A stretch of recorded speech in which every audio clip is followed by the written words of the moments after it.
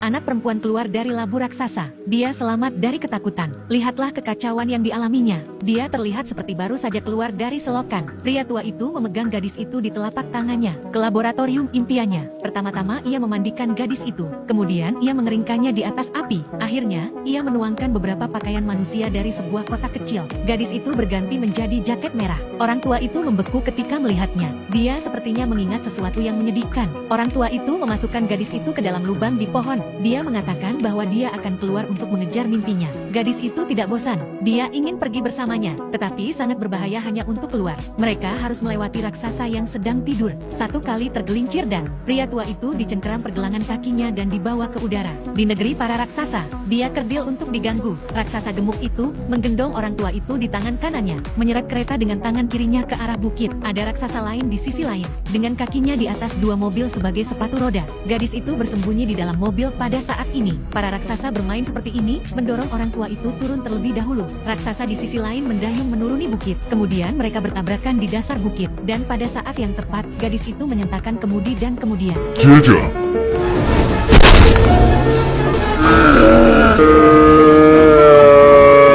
sulit untuk mengetahui siapa yang harus merasa kasihan. Baru saja, langit penuh dengan awan, dan tak lama kemudian hujan turun dengan deras. Dan raksasa-raksasa ini takut akan air. Mereka semua bersembunyi. Orang tua itu mengambil kesempatan untuk memasukkan gadis itu ke dalam tasnya. Akhirnya mereka berangkat dalam perjalanan mereka. Mereka mengikuti garis puncak melalui awan. Mereka berjalan dari siang hingga malam. Akhirnya mereka berada di negeri impian fantasi. Orang tua itu lepas landas dengan cepat, dan terjun ke sungai, langsung ke dunia lain. Gadis itu mengikuti langkah orang tua itu, dan melompat ke sungai. Gravitasi berbalik seketika. Orang tua itu membalikkan gadis itu. Ia berkata dengan cara yang mendalam, "This be where all my dreams is beginning."